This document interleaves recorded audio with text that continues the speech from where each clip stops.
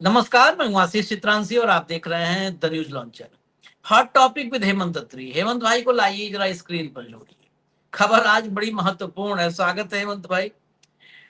लोग कहते हैं कि आप लोग हमारे नेता के अपमान पर या नेता की फजीहत होती है तो उस पर जश्न मनाते हैं, खुश होते हैं। हम करें क्या? हम तो मजबूर हैं भाई।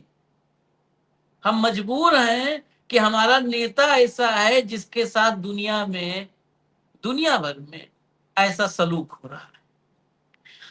ब्रांड मोदी खत्म हो चुका है। पिछले एक हफ्ते में मुझे लगता है मैं 2-3 बार ब्रांड मोदी की चर्चा कर चुका हूं, अलग अलग कार्यक्रमों में, हॉट टॉपिक में, मिड डे मुद्दा में, अलग अलग डिबेट में ब्रांड मोदी की चर्चा। पता नहीं क्यों मुझे अंदर से इस समय फीलिंग आ रही है कि ये ब्रांड मोदी बेसिकली नरेंद्र मोदी नहीं इस देश पर राज कर रहे थे, ब्रांड मोदी राज कर रहा था।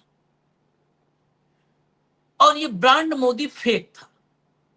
और एक हफ्ते से 10 दिन से मुझे लग रहा है कि वो ब्रांड अब खत्म हो चुका है। तो जो राज कर रहा था अगर वो खत्म हो गया है तो ये राजपाट भी ज्यादा दिनों का बचा नहीं।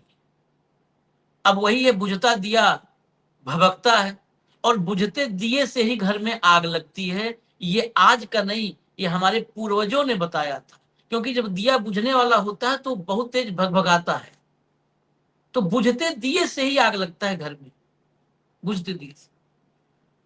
तो ये ब्रांड मोदी खत्म हो गया। बार बार मैं कह रहा हूं, आज आपको हम एक सबूत दिखाएंगे।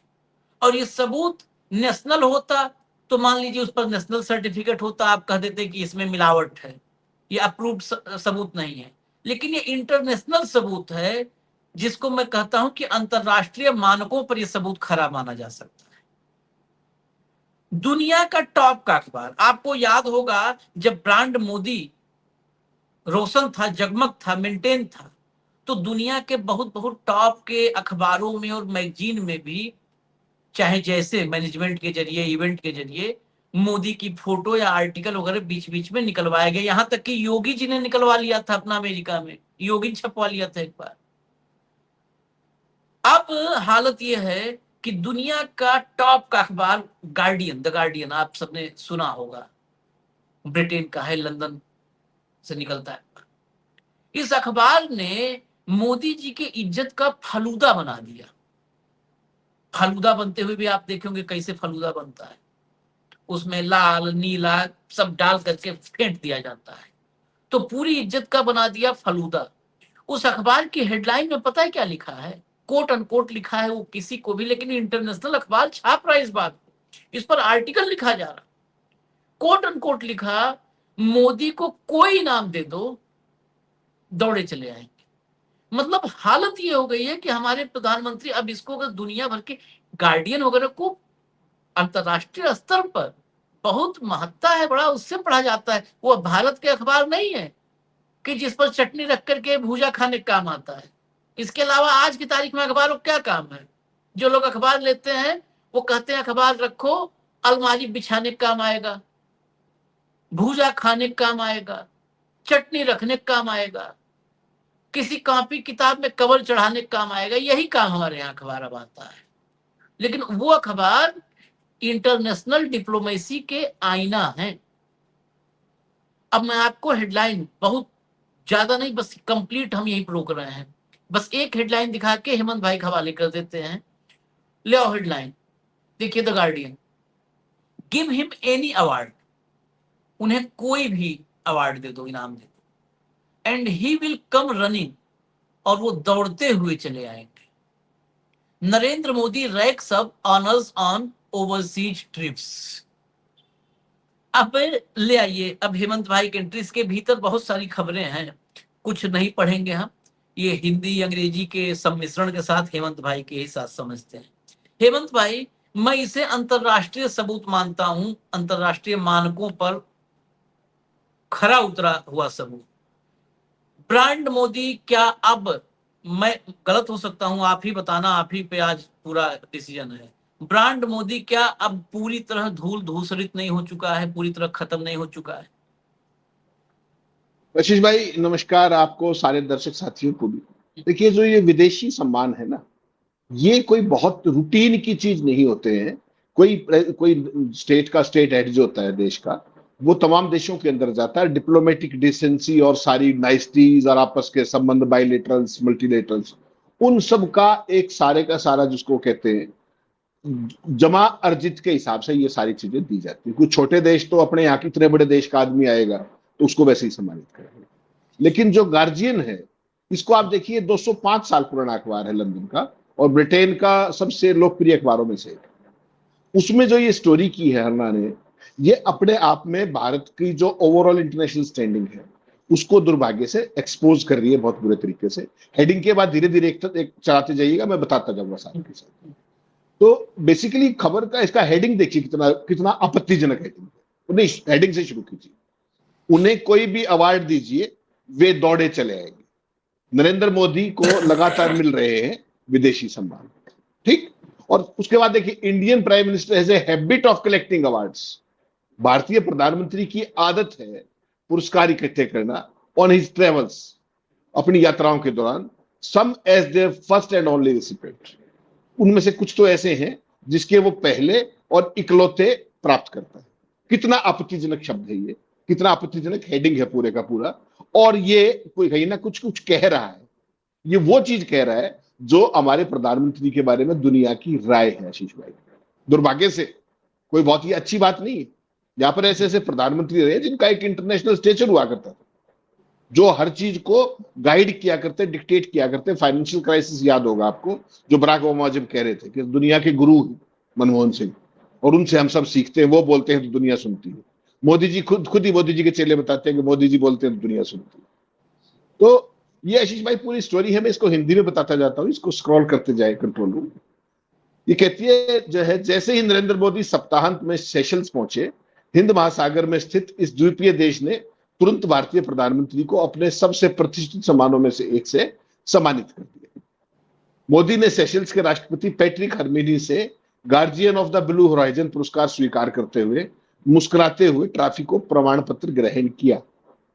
हालांकि जल्दी ही पर्यवेक्षकों ने इस पुरस्कार को लेकर कई असामान्य बातें उजागर की।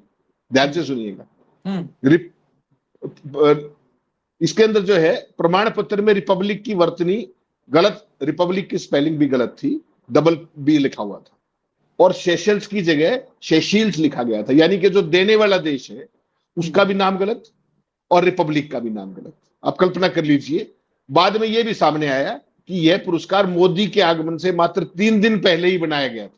कल्पना कीजिएगा, 3 दिन पहले ही बनाया गया था, और इसके पहले तथा अब तक के एकमात्र प्राप्तकर्ता वही हैं।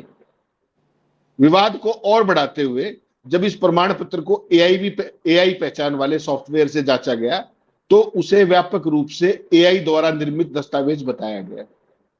सोचिए, विपक्षी कांग्रेस ने इसको मुद्दा बनाया और उन्होंने जो कहा उसी को इस अखबार ने हेडिंग बता दिया। कांग्रेस पार्टी ने कहा था कि मोदी को कोई भी पुरस्कार दे दीजिए, वे दौड़े चले आएंगे। तो यहीं से लाइन उठाते हुए गार्जियन ने इसको अपना मेन शीर्षक बना दिया। तो मोदी की भारतीय जनता पार्टी लगातार पलटवार करती है, उसके ग्रीन लीडरशिप के लिए सम्मान मिलना भारत के लिए गर्व का क्षण है, और वो सारी चीजें। अब देखिएगा इंटरेस्टिंग बात, गुरुवार को सेशल्स के विदेश मंत्रालय ने एक बयान जारी करके कहा, गलती से एक वर्किंग ड्राफ्ट प्रारंभिक मसौदा सार्वजनिक हो गया था और अब उसका प्रमाणिक तथा विधिवत अनुमोदित संस्करण जारी कर दिया गया। यानी कि प्रधानमंत्री जी को जो दिया गया था वो ड्राफ्ट था। इतनी बड़ी लैप्स हो सकता है क्या कभी? जो इस्टेब्लिश्ड अवार्ड्स होते हैं वो ऐसे दिए जाते हैं क्या? विदेश मंत्रालय ने आगे क्या कहा सेशल्स के, guardian of the blue horizon सम्मान पूरी तरह वास्तविक है। जैसा कि आलोचकों ने इंगित किया है, सत्ता में अपने 12 वर्षों के दौरान मोदी ने देश और विदेश दोनों जगह से पुरस्कार पूरा प्राप्त करने में उल्लेखनीय रुचि दिखाई है।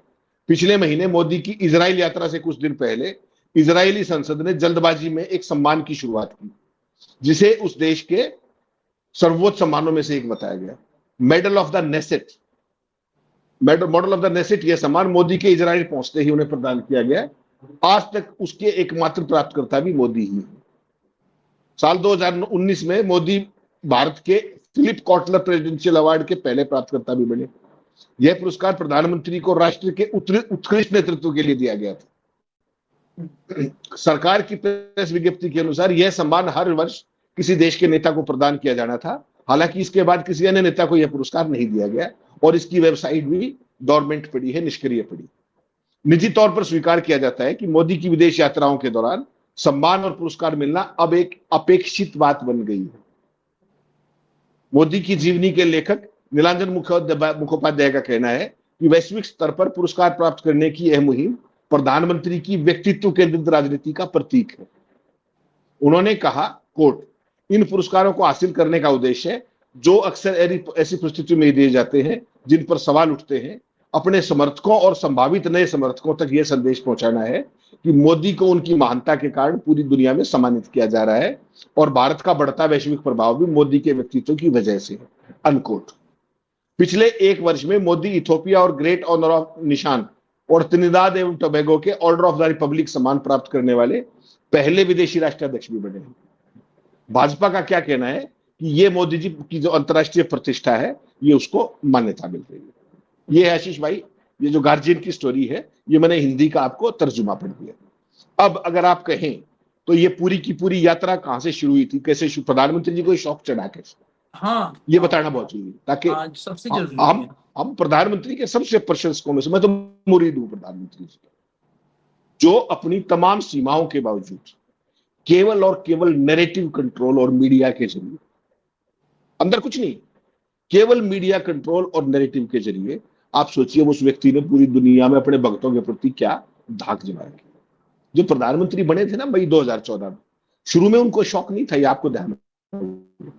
ये जो सम्मान पुरस्कार प्राप्त करने वाला कार्यक्रम है आशीष भाई, ये 2016 से परवान चढ़ा है, 2016 से, और 2016 से अब तक प्रधानमंत्री जी 34 सम्मान ले चुके हैं, 34 ओवरऑल इंटरनेशनल जिसको आप बोलते हैं।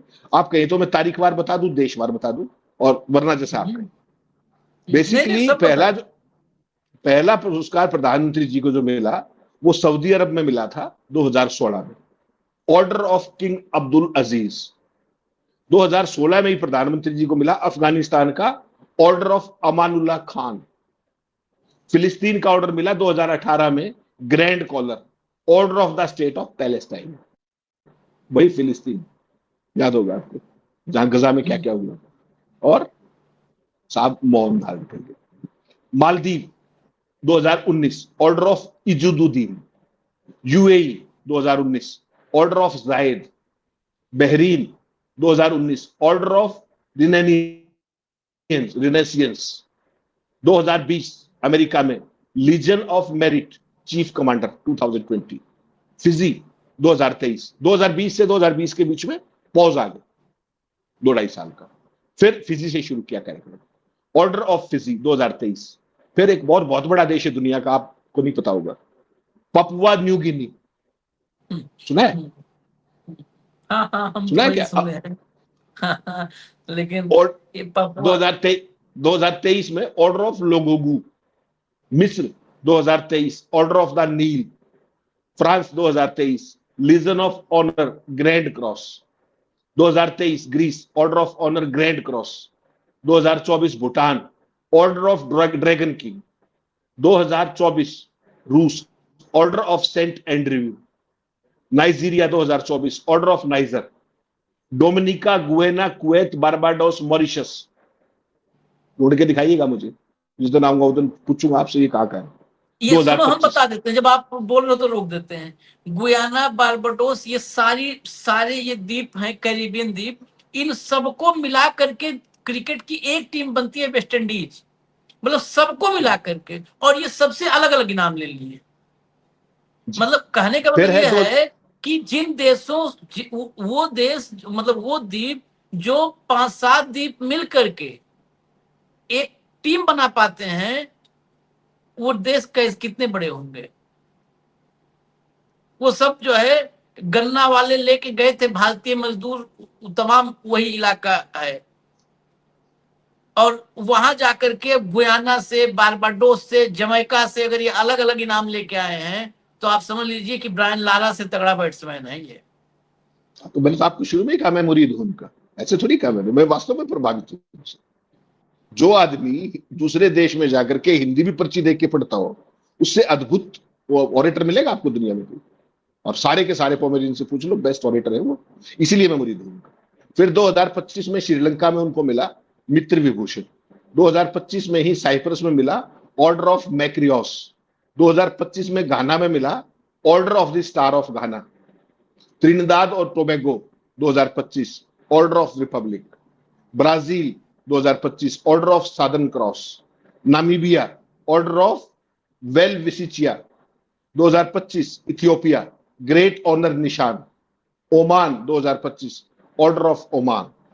फिर आ जाइए आपके प्रिय देश का Israel, 2026 order of the Knesset, 2026 में ही order of the polar star Sweden, Norway royal नॉर्वेन order of merit 2026, 2026 में ही Slovakia order of white double cross, और अभी लेटेस्ट जिसकी स्पेलिंग में गलती आपने पकड़ ली थी वो है sessions 2026 guardian of the blue horizon. ये पुरस्कार मिल चुके हैं, उसके बावजूद भी आप मोदी जी के खिलाफ बोलते हैं। बताइए आपका क्या किया जाए? अद्भुत क्षमता है मोदी जी के अंदर, अद्भुत क्षमता है। और ये पुरस्कार किस लिए दिए जाते हैं अगर आपको ये बता दूंगा फिर उसकी ट्रांसलेशन भक्तों को बतानी पड़ेगी। मैं तो बता दूंगा लेकिन ट्रांसलेशन भक्त बताएंगे इस वायदे के साथ। ये सम्मान मुख्य रूप से मोदी जी को foreign policy, environment, sustainable development और वर्ल्ड लीडरशिप के लिए दिए जाते हैं। अब भक्तों को इन चारों शब्दों की हिंदी करके बता दिए मुझे। सूची समय के साथ अपडेट होती रहती है। ये कुछ हालिया सम्मानों पर लगातार विवाद भी रहा लेकिन इन्हें आधिकारिक रूप से स्वीकार कर लिया गया, खासतौर पर भक्तों के द्वारा। तो आशीष भाई, आपकी महानता पहले क्या थी कि पूरी दुनिया में आपका डंका बजता है, आप बोलते हो तो पूरी दुनिया सुनती है, ठीक। और वीडियोज आते थे न्यूज, तो आप क्या बोलते हो पता ही नहीं लगता, ठीक। फिर आप हगलोमेसी करते हो, 4 आदमी बात कर रहे हो वहां जाकर के ठाके लगाने लग जाते हो। सामने वाला आदमी जो बाइडन दिल्ली में G20 के दौरान आपको टोस्ट करना सिखा रहा है, वो बोल रहा है, आप हंस पड़ते हो। वो बूढ़ा आदमी चिढ़के कहता है he thinks I am kidding, I am not। तो ये अंग्रेजी के साथ जो अत्याचार है या जो भी है उसको आप ज्यादा बेहतर शब्द बताएंगे। तो कुल मिलाकर के आशीष भाई, पहले ये था कि डंके की लंका खुल गई, फिर अग्लोमेसी आ गई, ठाके आ गई, विदेश के टूर का पैकेज आ गया और अब ये पुरस्कारों का पैकेज आ गया। लेकिन गार्डियन ने जो लिखा है वो बहुत खतरनाक संकेत है कि हमारी जो इंटरनेशनल प्रेस्टेज है उसके बारे में दूसरे देश हमारे बारे में क्या सोच रहे हैं। ये गंभीर है, ये कोई मजाक की बात नहीं है, बहुत गंभीर चीज है। अगर कोई दूसरा देश का अखबार हमारे बारे में इस तरीके से लिख रहा है और हमारे प्रधानमंत्री की स्टैंडिंग को डिमीन कर रहा है। हेमंत भाई, मैं बड़े जिम्मेदारी से और जितनी थोड़ी बहुत जानकारी उस जानकारी से बता दूं, अब कुछ नहीं बचा है। अब पता है खाली क्या बचा है? अब मेकअप किट और वार्डरोब, बस यही 2 चीज बची। मेकअप किट और वार्डरोब। आपने कहा ना कि मोदी जी बोलते हैं तो पूरी दुनिया सुनती है, ना यहाँ पर क्या होता है ना कि जैसे अंग्रेजी में मोदी जी का हाथ बहुत मजबूत है, वैसे हमारे देश में आजकल पत्रकारिता में भी हाथ बहुत मजबूत है। इसको अब हाथ तंग हकीकत में कहा जाए, हाथ तंग है। हिंदी लिखने में भी बीच में शब्द छूट जाता है। बेसिकली वो लिखना क्या चाहते थे, जब ये कुछ लोग बोले भी, राजनाथ सिंह, अमित शाह जैसे कुछ लोग बोले, लेकिन उसको पत्रकार जब लिखता है तो उसको लिखना चाहिए अपने विवेक पर, अपने एनालिसिस के आधार पर। लिखना क्या चाहिए था, लिखना चाहिए नहीं, लिखने की कोशिश भी यही थी कि मोदी जब बोलते हैं तो दुनिया सुनने की कोशिश करती है। कोशिश छूट गया था क्योंकि म्यूट वीडियो को सुनने की कोशिश ही की जा सकती है, एक एफर्ट। अच्छा, वो भी जो लोग एफर्ट कर रहे हैं उनके भी जज्बे को सलाम। मैं तो कभी आज तक नहीं किया एफर्ट। आपने कई बार ये कोशिश की कि मुझे एफर्ट करवाओ, अब मैंने नहीं किया। आप जब जब म्यूट वीडियो आया, मोदी जी जब मोदी जी ने म्यूट बोला, तब तब आप वीडियो लेके आए। देखो आशीष भाई, ये म्यूट वीडियो है, मोदी जी म्यूट बोले हैं। हमने सुना और कार्यक्रम कर दिया, मैंने एफर्ट किए नहीं कि म्यूट को सुनने की कोशिश। तो मोदी जी आपको कभी दिल से माफ नहीं कर पाएंगे, ये याद रखना मेरी बात। हमें चाहिए भी नहीं माफी, दिल से माफ नहीं करेंगे, हमें माफी चाहिए भी नहीं। इसलिए ये बताओ ना, एक बात बताओ, इस ऐसे ब्रांड को कितने दिन तक ढोया जा सकता है? मैं कंक्लूड करूंगा इसको।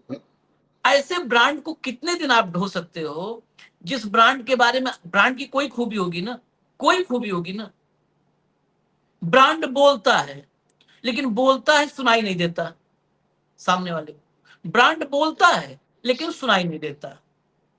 ब्रांड काम करता है लेकिन दिखाई नहीं देता। ठीक है। ब्रांड डंका बजाता है, जब डंका बजाता है ढोल फाड़ देता है। ब्रांड, अब बताओ ना, उस ब्रांड को भारत के कौन से प्रमाणीकरण एजेंसी ने प्रमाणित किया, मुझे ये कोई बता दे। इस ब्रांड को मोदी ISO के भक्तों ने 9001, किया बात। 2001, नहीं नहीं नहीं, गलत बात। FSSAI। नहीं, बहुत गलत बात कह रहे हैं आप। मोदी के सारे भक्तों ने किया, 100 साल पुरानी एनजीओ ने किया, सारे के सारे पॉमेरियंस ने किया, सारे प्रचार पत्रों ने किया। और क्या चाहिए आपको? ये तो कमाल कर दिया सारे आपने। के सारे, आप जिसको जिसको बताए, ये खुद सर्टिफिकेशन के लिए तरस रहे हैं। हाँ, तो वो उसको इनका दे देता है, वो उसको दे इनका देता है। अपने पहचान नहीं है। अरे आशीष भाई, ऐसा नहीं है। इनका आपस में बढ़िया चल रहा है। तुम हमें पंथ कहो, हम तुम्हें निराला।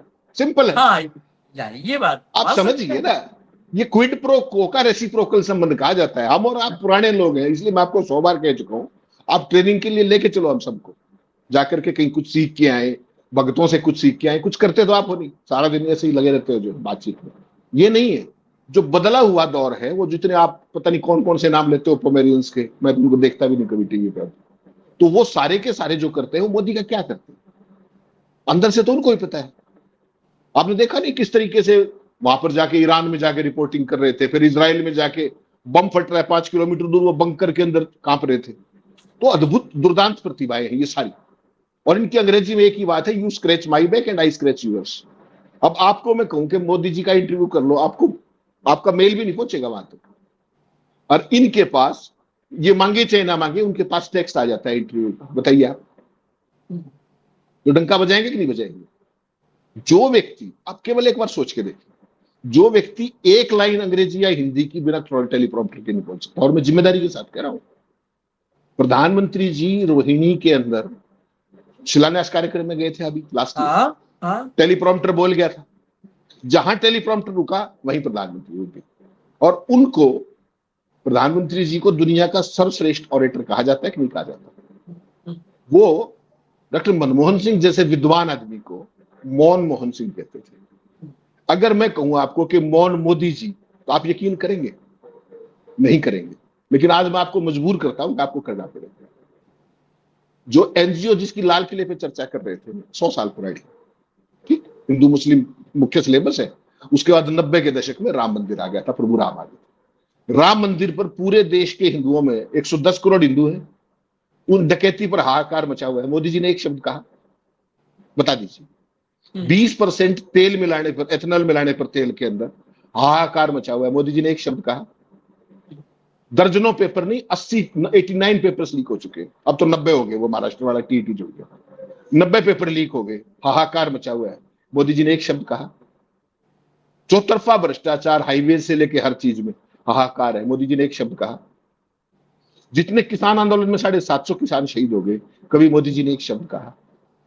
मणिपुर में 3 साल से जो कुछ हो रहा है, अब भी आज जब मैं और आप बात करें तब भी जो स्थिति है वो देख लीजिए, कभी एक शब्द कहा हो?